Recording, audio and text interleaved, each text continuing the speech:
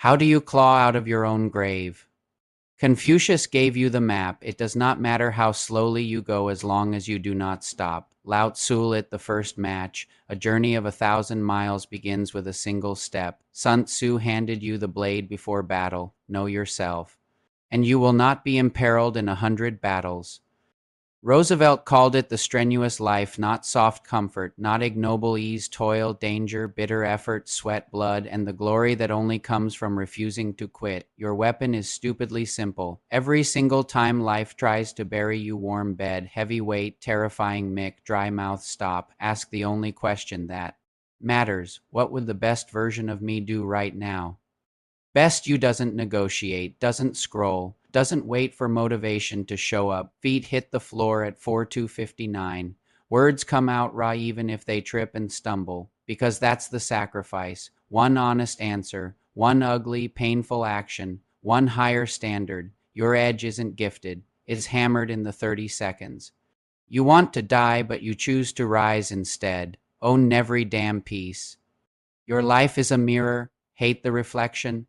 Stop cursing the glass, smash the excuses, step into the arena. It smells like sweat, old iron, blood, and failure. No spotlights, no safety nets, just real. Roosevelt's words are tattooed on every warrior's soul. The credit belongs to the man in the arena, whose face is marred by dust and sweat and blood, who strives valiantly, who errs, who comes short again and again, who at the worst, if he fails, at least fails while daring greatly, so that his place shall never be with those cold and timid souls who neither know victory nor defeat, own the dust, own looking stupid, own falling 8 times. Those 8 falls aren't failure, they're data, wrong footing, bad timing, weak grip, dead-end path. 9th rise. You carry 8 lessons in your bones, smarter, meaner, unbreakable, and yeah. I'm dyslexic as hell. Words twist on me. Sentences fight back. Yet here I am unscripted, raw, recording these videos, speaking straight from the scars, jail time, cross-country survival. Every mile I walked through hell, every stumble you hear, that's me pushing past my own wiring to be better than yesterday. That's the strenuous life in real time. That's me living the exact message I'm screaming at you. Kamina roared it best. Don't believe in yourself. Believe in me who believes in you. But today, believe in the you who has already survived worse and still shows up to speak truth anyway. You were not built small. You were not born to be another cold, timid corpse. You were forged to rise, to dominate your demons, to leave a scar on this world that time can't erase. No more hiding, no more good enough, no more waiting for someday. Right now, ask it raw, ask it ugly. What would the best version of me do? Then do it. No feeling, no permission, no retreat. Feel that fire ripping through your ribs.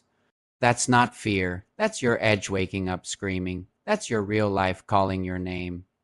Answer it, ignite it, own it. Fall again if you have to fall harder, learn faster. Speak again, stumble prouder, because those stumbles are proof you're still in the arena. I'm dyslexic, battle-scarred, unfiltered, and I'm still here grinding reps to be better than yesterday. You can too. The world is starving for voices like ours. Real, raw, forged in fire. Burn the average alive. Rise heavier. Be fucking unstoppable. Look at your life right now. Not the filtered version, the raw, ugly truth staring back. Most men are already dead. They just haven't stopped breathing yet. Same alarm. Same weak coffee. Same soul-rotting loop they call stable. They mumble, this is fine. Good enough. I'm trying. That's not living. That's slow burial. Every good enough is another shovel of dirt on the warrior you were born to be. Theodore Roosevelt saw these walking corpses clear, cold and timid souls who know neither victory nor defeat. They never rock the boat, so the boat becomes their coffin at the bottom of the ocean. You weren't put on this earth to rot in gray twilight. You were built for war. Settling isn't safe, it's suicide by 1,000 tiny surrenders, that quiet voice in your gut. That's not anxiety. That's your soul screaming, I refuse to die average. Kill the sedative lie or it kills you. We lie to ourselves every damn morning just to stain, I am doing okay. It's not my season. Not everyone's meant to be great. That sedative is poison. It keeps your fire on life support while your potential rots. Rockly, no chakra, no gifts. Pure dropout carved it in stone. A dropout will beat a genius through hard work. Naruto doubled down with unbreakable steel. I'm not gonna run away. I never go back on my word. That's mine Indo mine ninja way. Edward Elric sealed it with blood. A lesson without pain is meaningless. No one gains without sacrificing something. Hard work without savage belief? Useless sweat. You don't have a motivation problem. You have a spine problem. You lowered the bar so low it doesn't even scrape your pride anymore. Rip the needle out. Feel the hunger rip through your chest. Scream it, I'm starving for more and I'll bleed rivers, break bones, and burn everything to take it. That roar doesn't fix your day. It forges new fucking bones. Fall if you must. Rise heavier every single time. You're already the message. Deliver it like the warrior you are. The arena is waiting. Burn it down. Look at your feed. What do you see?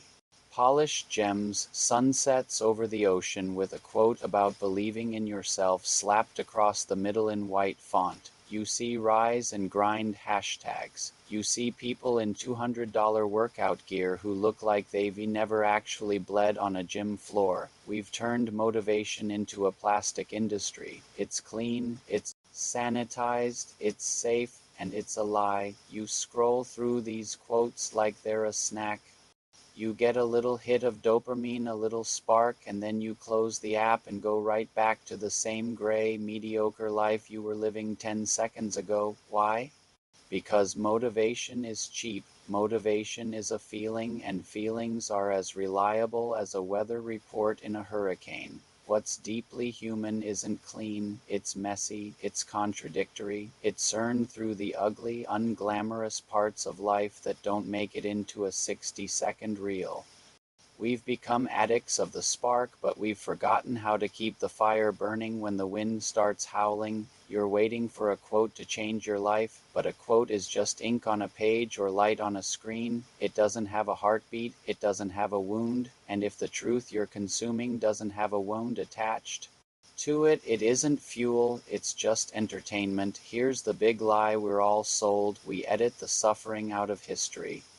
We quote Abraham Lincoln, government of the people, by the people, for the people. It sounds beautiful, right? But we forget that Lincoln was a man who suffered from a melancholy so deep he often couldn't even leave his bed. He wrote those words while his country was a literal slaughterhouse. That quote didn't come from a place of empty positivity. It came from a man standing in a graveyard. We quote Theodore Roosevelt about the man in the arena. We think of the hero. We forget the asthmatic kid who was so weak he thought he would die in his own bed. He didn't just find his edge, he forged it, because the alternative was extinction. This is why anime resonates with you more than some LinkedIn post. When Edward Elric from Full Metal Alchemist says, "A lesson without pain is meaningless," you aren't just reading a proverb. You're watching a kid who lost his arm and his brother's soul. You're seeing the trade. You're seeing the blood. When Itachi Uchiha from Naruto talks about reality being a lie, you know he is carrying the weight of a genocide he committed to protect the very brother who hates him. The lie you tell yourself is that you can have the ninja way without the suck. You want the freedom of the pirate king like Luffy, but you don't want to risk losing your crew. You want the victory over yourself that Musashi promised, but you want to do it while staying comfortable. Stop, look at the icons you truly admire. Stop looking at their trophies and start looking at their scars. Truth isn't found in the win. It's found in the wreckage of the loss. I'm dyslexic. I've lived a life that wasn't supposed to work on paper. I've sat in the dirt. I've looked at the bars of a cell. I've fallen not once, not twice, but 8 times. And here is what I've learned about the 9th time. The 9th time you stand up, you aren't the person who fell. You're a version of yourself that has gravity data. You know where the slick spots are. You know how the pavement tastes. You aren't starting over. You're starting upgraded, but most of you stay down at the eighth fall because you worried about how you look. You're worried about your brand. You worried about the critics. Roosevelt talked about the cold and timid souls who never get dirty. You want a real fix? Use what I call the 100-year ghost audit. Imagine it's 100 years from today. You are a ghost. You are a footnote in history. Everything you're worried about right now, your reputation, your bank account, your perfect image is dust, gone. Now look at yourself today through the eyes of that ghost. That ghost knows you were capable of moving mountains. It knows you had mighty things in your DNA. How does it feel watching you sit on the sofa, scrolling through other people's quotes while your own potential rots in the basement? The fix isn't believing in yourself. Kamina in Gurren Lagann knew that wasn't enough. He said, "Don't believe in yourself. Believe in me who believes in you." Find the one truth that is simply true for you, not motivational, just true. I am currently settling, true. I am terrified of failing, true. I have more to give, true. Own that truth. Let it burn. Stop negotiating with your weakness. If you're going to be a student of life, you have to be willing to pay the tuition, and tuition is paid in effort, time, and the willingness to look like a fool in the arena. Own your stuff. Ownership isn't a mindset. It's a physical state. It's the smell of the arena. It's the grit in your teeth. Roosevelt didn't want you to be inspired. He wanted you to be marred. He said the credit belongs to the man whose face is marred by dust and sweat and blood. Is your face marred? Or is it perfectly clean? If you're watching this and your life is comfortable, you're losing.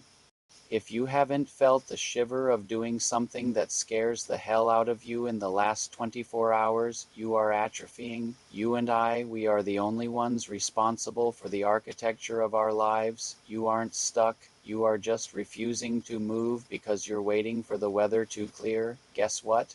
It's going to rain forever. The perfect time is a ghost story told by losers to make themselves feel better about staying on the sidelines. Own the ninth time. Own the fact that you have to move the stones one by one, like Confucius said. Own the nindo. Your word is your law. If you say you're going to do it, it is a finished fact. Vegeta didn't get his power because he wanted it. He got it because he needed it. He was a prince of a dead race with everything to prove. His pride was his fuel. What is your fuel? Is it your desire to be comfortable?